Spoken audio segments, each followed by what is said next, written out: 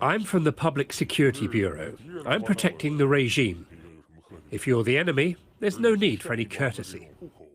The detective, who asked to be identified only by the surname Jiang, revealed new details about the alleged mistreatment of Uyghur detainees. We gather them together, put hoods on their head, 2 people handcuffed together to prevent them from escaping. During the train transportation, we don't give them food. They're only allowed bottle caps to drink water, to moisten their lips. To keep order, don't let them go to the toilet. They reach their destinations in 2 days. They reach Xinjiang. Let your winners ride. Rain Man David Sack. No, let's be honest. Nobody cares about what's happening to the Uyghurs, okay? You bring it up because you really care, and I think What do that's you mean nice that you nobody care. cares? The rest of us don't care. I'm just telling you a very hard... Wait, you're saying you personally don't care? I'm telling you a very hard, ugly truth, okay? Of all the things that I care about, yes, it is below my line. And once held in the re-education camps, even worse was waiting, he claims. You're allowed to beat people. It's okay to make them turn in other people's names. If accidents occur, it's normal that some people die. That's just how you get used to saying it. Please don't blame me. No, let's be honest. Nobody cares about what's happening to the Uyghurs, okay? Of all the things that I care about, yes, it is below my line. Hong Kong, no more to stand with China. We need independence. Yep. And what's your message? Don't trust China. China is asshole.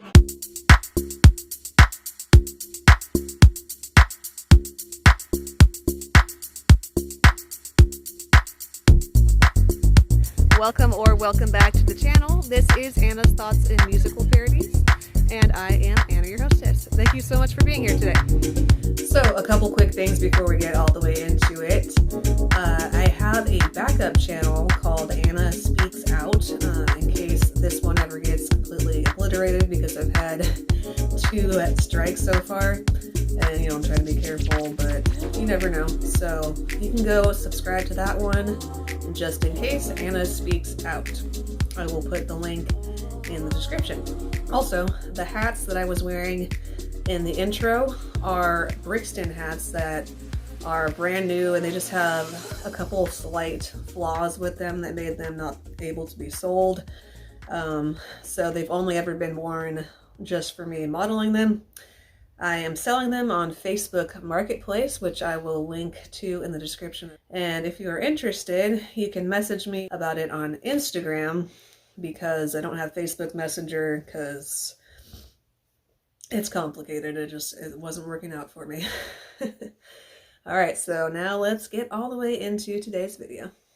So the Shamelessly Shameful star of this show is Chamath Palihapitiya, who, according to Google, is a Sri Lankan-born Canadian and American venture capitalist, engineer, SPAC sponsor, founder and CEO of Social Capital, and also an early senior executive at Facebook, which just makes it all make more sense. The people at Facebook tend to be pretty awful-seeming people, so there we go. And to my understanding, he is also a partial owner of the NBA team, the Warriors, which is how I was introduced to him. I had never heard of him before a couple days ago when I actually heard Ben Shapiro talking about this story. And yeah, he was the guy in the intro who was saying that he doesn't care about Uyghur genocide. I tried to look up how he was related to the NBA just to verify, and all that I could find was this statement posted on the NBA website in relation to the Warriors. Dated January 17, 2022, it says, as a limited investor who has no day-to-day operating functions with the Warriors, Mr. Palihapitiya, however you say that, does not speak on behalf of our franchise, and his views certainly don't reflect those of our organization. But a lot of commentators who I've seen talking about this topic have mentioned how the NBA still did not acknowledge the Uyghurs in any way, which I find interesting as well. And it's really not surprising though, because I know they have a history, the NBA does, of basically sucking up to China, because as far as I know, I guess there's a lot of basketball fans there, and they would probably lose money if they said anything against them. So they're basically just letting themselves be controlled and be suckers for China, which is pretty disgraceful in my opinion. And since Chamath was getting so much crap talked about him after the crazy thing that he said, he did try to walk it back in a Twitter post that I tried to look up on Twitter today, and it's not even there anymore as far as I can tell. But here is some previous coverage of that. In a tweet last night, he said, in re-listening to this week's podcast, I recognize that I come across as lacking empathy. I acknowledge that entirely. To be clear, my belief is that human rights matter, whether in China, the United States, or elsewhere, full stop.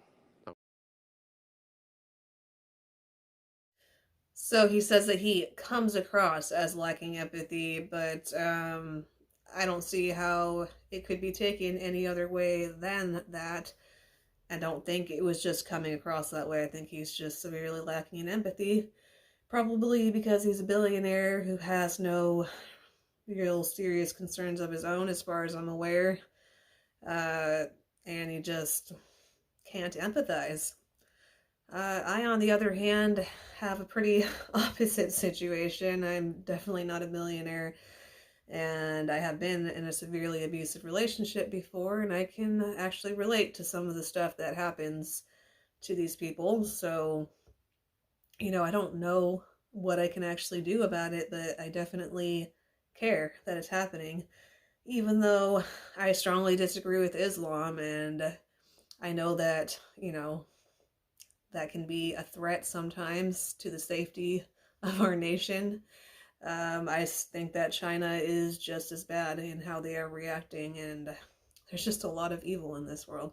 And now I want to show you just a little bit more of the Sky News episode that I think makes some pretty pertinent points about how these people aren't actually being imprisoned because of some serious crimes that they committed. It's just basic, petty little things that apparently Xi Jinping doesn't like, and he also just tries to deny that all this stuff even happens, like he does with everything. So, watch this. When I got there, more than 900,000 people had already been detained for numerous petty reasons, like saying something wrong.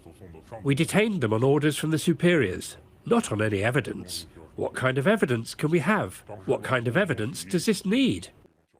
How to say, under this kind of management in the re-education centre, beating somebody to death for sure happens.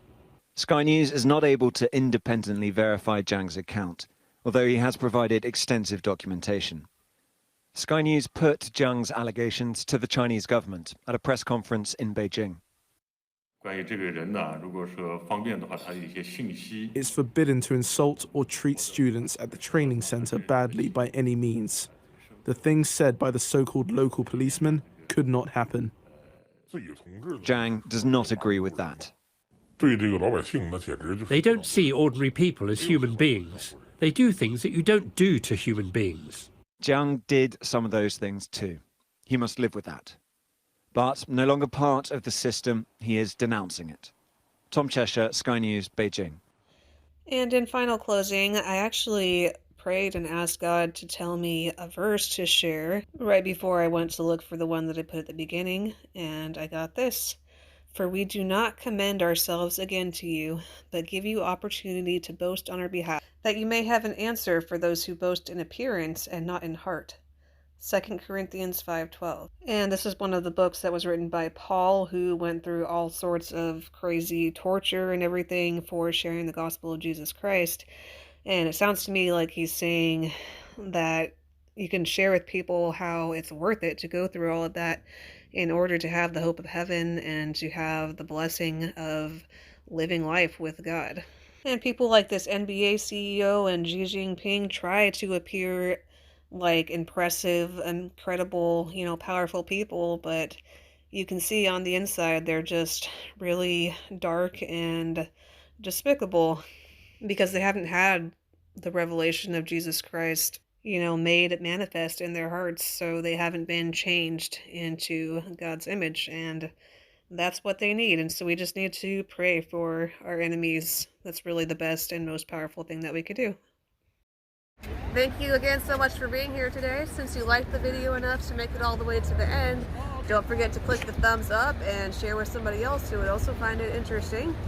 Leave your comments below to continue in the conversation. And if you really enjoyed it, don't forget to check out the link in the description for several different ways that you could support what I do here.